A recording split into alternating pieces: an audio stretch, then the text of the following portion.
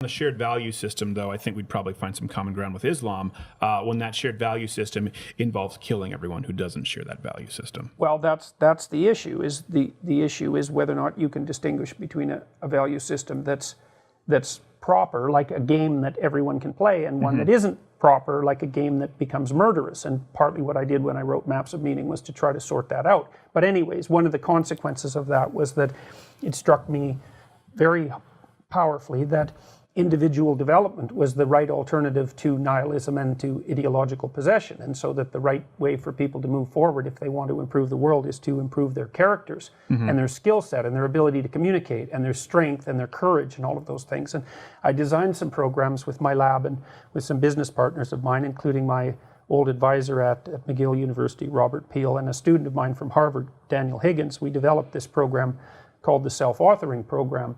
And one element of it is the Future Authoring Program, which we now have a Christmas special on, by the way. And the Future Authoring Program helps people write a vision for their future and a counter vision and then a plan. And so the program, which is a writing program, because writing helps people think, and thinking restructures their brain and their personality. Sure. The program helps people detail out a vision of their future 3 to 5 years down the road. And so it asks you some very pointed questions, like imagine that you were trying to treat yourself properly, like someone you cared for and were taken care of, and you were going to set up a future for that person 3 to 5 years down the road. What would your family relationships look like? Like maybe how would you improve your relationship with your father and your mother and your siblings, because that's always important to people. What would your career goals look like? What are your educational plans?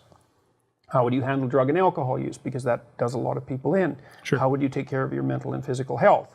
And so on. So we made the questions very specific. And then we asked people to write for 15 minutes about what they could have in their life and how they could act if things were going right for them.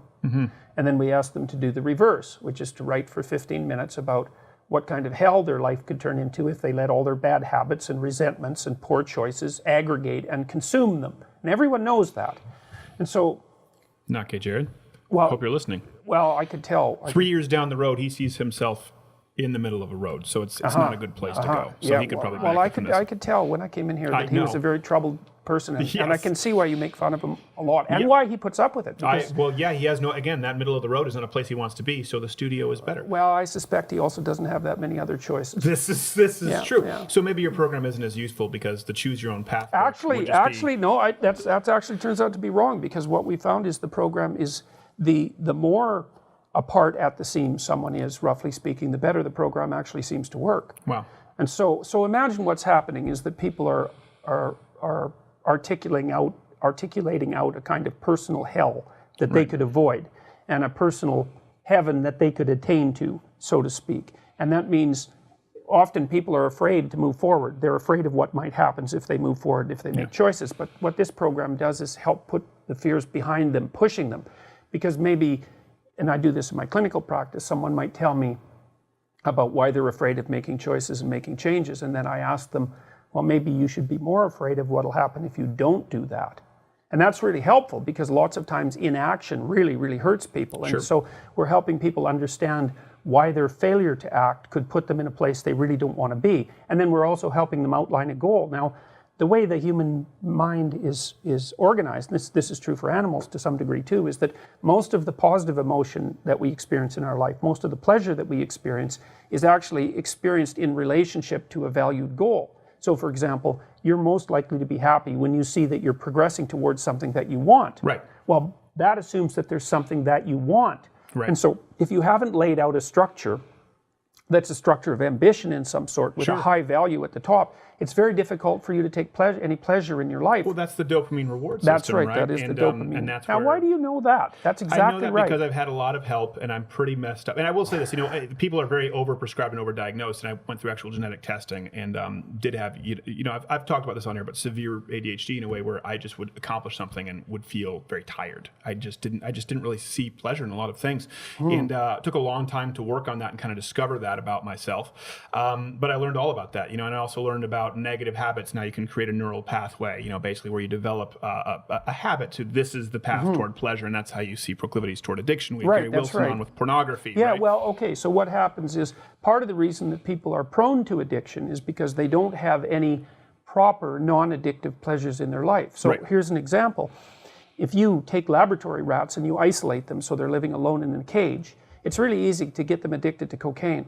But if you take the same rats and you leave them in a naturalistic environment, they'll pick natural rat activities over cocaine. It's very difficult to get them addicted. So that makes sense with why all the Wall Street bankers have the crack problem. Yeah, yes, that's right. They're all, you're rats. Saying they're isolated rats? Yeah, I'm just saying they're all rats, pretty I much. See, yes, I as see. well. You're saying, also, but not natural rats. Yeah, You're comparing more to lab rats. Yes, abnormal rats. Well, they should be the rats of Wall Street, would be the proper So title. we had people, we've had about 5,000 university students, 5,000 to 7,000 university students now do this program, although it's not only for university students. They've just been our target. Where can, by the way, for people listening, so if they want to be helped, where can they find this or learn about this? Because it sounds very helpful. They can go to a site called selfauthoring.com, SELF authoring, as in writing a book. Well, this is very important because when people, you have all these sort of self-help gurus online or, teaching young men how to be alpha males or this term, I'm sure, red pilling, which is great, waking up, but, it doesn't really go beyond that. I hope that some people out there really do hear what this guy has to say and go to the site and go beyond just, it's great to learn that social justice warriors have been lying to you for a long time, and it's great to talk about that, but there is a next step. Yes, and then the right next step, I truly believe this, that the right next step for people is to turn themselves into strong citizens. And strong means they're not afraid, and they have a goal, and they're pursuing it, and their lives are meaningful, and they're meaningful because they're pursuing something that's important. Yeah. And what if they're pursuing like sex hormone replacement therapy, though, and ironically, your self-help program creates a giant super tranny? Well, I can't say that that's a problem that we've really ever thought about. And just a possibility. I also have to say that it's probably one that we won't be giving any serious consideration. Okay. Well, I hope so. I'm just saying, what if you help the wrong person, right? That's always the challenge. With extreme power comes extreme problems, as it can. So that's fascinating. Do you ever worry, though? We've raised the university students' performance who've done this program. We've raised their grade point average, roughly speaking, 25%, and dropped their dropout rate 20%.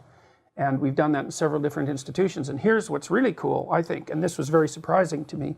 It came out of the research, is that the worse the students were doing, the better the program worked. And the biggest effect so far has been on males versus females, because males are underperforming women in most educational institutions now. This eliminates the sex difference in performance. And the people it's helped most have been minority males.